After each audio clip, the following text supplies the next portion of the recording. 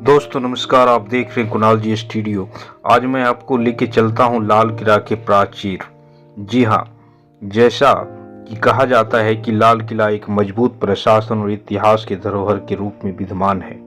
आज इसी लाल किला की प्रांगण में देश के सबसे पुराने बल होमगार्ड संकल्प लेने पहुंचे हैं। ऐसा संकल्प जो आज़ादी के 76 वर्षों बाद भी पूरा नहीं हुआ और आज भी अपने ऊपर स्वयंसेवक का मुहर लगाकर घूम रहे हैं। जी हाँ, आप बिल्कुल सही सुन रहे हैं। आज दिनांक 24/2/2024 जगह लाल किला का प्रांगण और दिल्ली होमगार्ड की जवान की उपस्थिति एवं संत रविदास की जन्म जयंती की झांकियां गवाह बन गई कि दिल्ली के 86 से 24 होमगार्ड ने अपनी रोजगार को बचाने के लिए एकत्रित होकर एकता का परिचय दिया।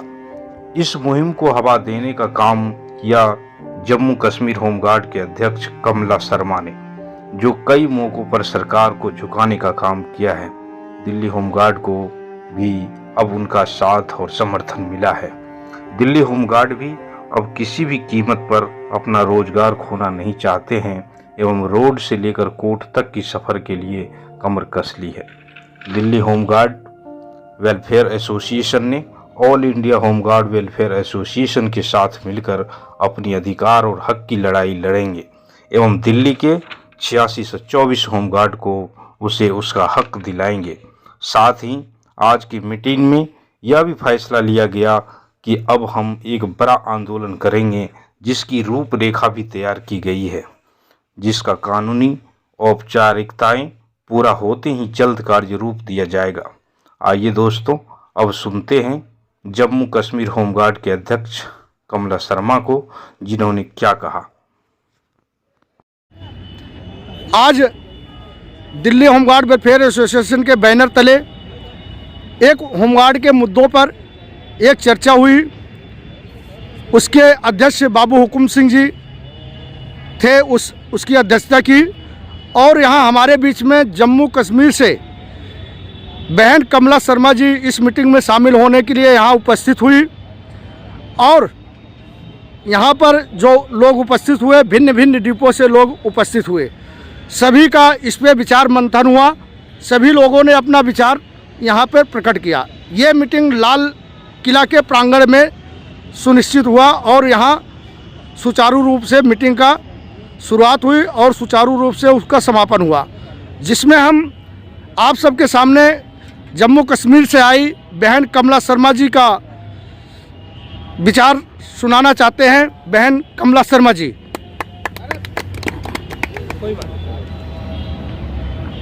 सबसे पहले मैं जितने भी हमारे दिल्ली के जवान आए हुए हैं, मैं इनका तहे दिल से धन्यवाद करती हूँ कि ये अपनी ड्यूटियाँ छोड़ के और हमारे पास आए हुए हैं मिलने के लिए।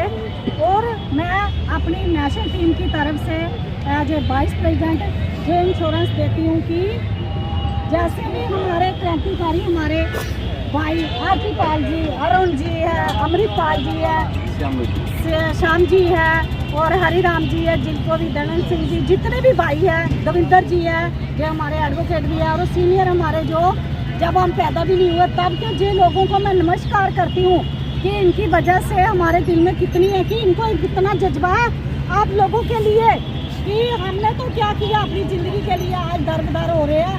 कभी इनकी भी पेंशन लगी होती थी तो इनको भी कितना सुकून होता था। तो जो चाहते हैं कि हमारे जवान ऐसे नहीं बढ़ के, तो मैं आदरणीय प्रधानमंत्री जी से अपील करना चाहती हूँ, गृह मंत्री जी से, कि हमारे प्रधानमंत्री जी ने जम्मू कश्मीर के अंदर 370 धारा, 3 तलाक का मुद्दा और राम मंदिर का जो 5000 साल का मुद्दा था, उनको हमारे जो राम जी को लाए हैं तो हम उनको दोबारा भी ला सकते हैं। लेकिन यही है कि जो होम गार्ड का 77 सालों से शोषण हो रहा है, तो माननीय प्रधानमंत्री जी ने हमारे साथ 2014 में जम्मू कश्मीर के अंदर भी वादा किया था। लेकिन हमें भी पता है हमारे प्रधानमंत्री जी देश के लिए बहुत कुछ कर रहे हैं, लेकिन वो इतने बिजी है कि उन तक हमारे जो नुमाइंदे हैं, जो हमारे विधायक हैं, जो पूरे ऑल ओवर इंडिया के हैं, ऑल ओवर इंडिया की जो होम गार्डों की समस्या है, ये किसी एक स्टेट की नहीं है। लेकिन मैं उनसे भी यही अपील करूंगी, जितने भी हमारे एमपी चुने हुए एक पार्लियामेंट के अंदर पहुंचे हुए हैं, तो उनका एक फर्ज बनता है कि हमारे जवानों की समस्या क्या है, कि इनका एक एक्ट संशोधन होना चाहिए, राज्य कर्मचारी का या केंद्रीय कर्मचारी का दर्जा मिलना चाहिए। अगर एक एमएलए मंत्री 5 साल के लिए आता है तो आप उनको पेंशन और पूरी सुविधाएं देते हो। तो मैं माननीय प्रधानमंत्री जी, एक बेटी होने के नाते मैं आप पे गर्व करती हूँ कि आप बोलते हैं बेटियों के लिए हमने बहुत कुछ किया, आपने बहुत किया भी है, लेकिन जो एक देश की बेटी भी आपने 7-8 लाख जवान है पूरे हिंदुस्तान के, और उनका परिवार जो इतना बड़ा परिवार है, आपकी इलेक्शन आने वाली है तो आप इनके बारे में सोचिए। जैसे अब दिल्ली के होमगार्ड के जवानों को 31 मार्च तक टाइम दिया गया है, क्या इन्होंने क्या बिगाड़ा है, इनके परिवार ने क्या बिगाड़ा है? क्योंकि इन्होंने एक ट्रेनिंग की है, जैसे बेल्ट फोर्स का जवान करता है वैसे ही जो होमगार्ड के जवान करते हैं। इन्होंने भी यूनिफॉर्म पहनी है, तो कांस्टेबल ने भी यूनिफॉर्म पहनी है। प्रधानमंत्री जी, अगर वो थाने में ड्यूटी करता है, जे लोग भी थाने में ड्यूटी करते हैं, अगर आपकी सिक्योरिटी में वो लोग ड्यूटी करते हैं, जे लोग भी सिक्योरिटी में ड्यूटी करते हैं, तो माननीय प्रधानमंत्री जी और गृह मंत्री जी, आपसे हमें कोई लड़ाई नहीं, किसी से कोई लड़ाई नहीं है, क्योंकि आपने देश का एक होलिया बदला है। तो आपसे यही एक देश की बेटी पुकार करती है लाल किले से कि आप इस होमगार्ड का होलिया भी बदलिए, क्योंकि आपने बहुत से एक्टों में संशोधन किया, अंग्रेजों के टाइम के कानूनों को आपने बदलाव किया है, तो लेकिन होमगार्ड के जो जवान है वो एक भीख झोली फैलाते हैं आपके आगे। माननीय प्रधानमंत्री जी और गृह मंत्री जी, अगर आपके होते हुए इनको भला नहीं मिल सका तो कभी इनको मिलेगा ही नहीं। आप पे हमें गर्व है कि आप जरूर इन जवानों की बात सुनेंगे, और हम नहीं चाहते कि हम धरना प्रोटेस्ट करें, हम भी एक यूनिफॉर्म वर्दीधारी लोग हैं, एक कानून के दायरे में आते हैं, लेकिन सरकारें मजबूर करती है इनको सड़क पे रोड पे लाने के लिए। इनका परिवार है, इनका जो भूखा पेट है, तो इसीलिए एक बहन और बेटी होने के नाते माननीय प्रधानमंत्री जी, आप इनको आचार संहिता लगने से पहले इस एक्ट का संशोधन कर दीजिए। आपके पेन में बहुत बड़ी ताकत है, आप भी एक सन्यासी हो, आप भी एक साधु महात्मा हो, आपने पता नहीं कितने से जिन्होंने एक मोड़ व्रत रख के आपने राम जी को लाया है।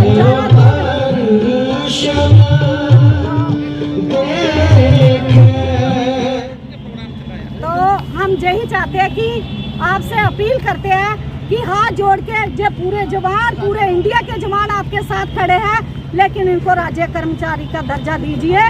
और जे कुछ नहीं मांग रहे हैं आपसे, कुछ नहीं मांग रहे हैं, जे आपकी सेवा में तत्पर है, पूरे हिंदुस्तान की सिक्योरिटी के लिए हैं जे लोग। हर स्टेट में आपकी सर आपकी आवाज़ तो कोई मोड़ नहीं सकता। आप केंद्र से एक लेटर निकालिए और हमारे जवानों को एक 2 टाइम की रोटी मांग रहे हैं, जो कुछ नहीं मांग रहे हैं, इनके बच्चों का भविष्य है। आप बोलते हैं देश की बेटियां पढ़ लिख के कहाँ पे आज एक हमारी राष्ट्रपति भी देश की बेटी है। तो ऐसे ही हम भी चाह रहे हैं कि बेटियों को और इन जवानों को आगे बढ़ाएं, इनका परिवार पढ़े लिखेगा। आपको बहुत बहुत धन्यवाद करती हूँ। जय हिंद, जय भारत। माननीय प्रधानमंत्री जी, जय हिंद, जय भारत, वंदे मातरम, जय हो। धन्यवाद। अभी आप सभी ने कमला शर्मा जी का सुझाव सुना, बहुत अति उत्तम सुझाव रहा। दोस्तों, आप इस तरह की किसी भी तरह की न्यूज़ के लिए इस चैनल को सब्सक्राइब करें, और होमगार्ड की पल पल की खबर आपको इस चैनल के माध्यम से दिखाया जाएगा। Thank you very much.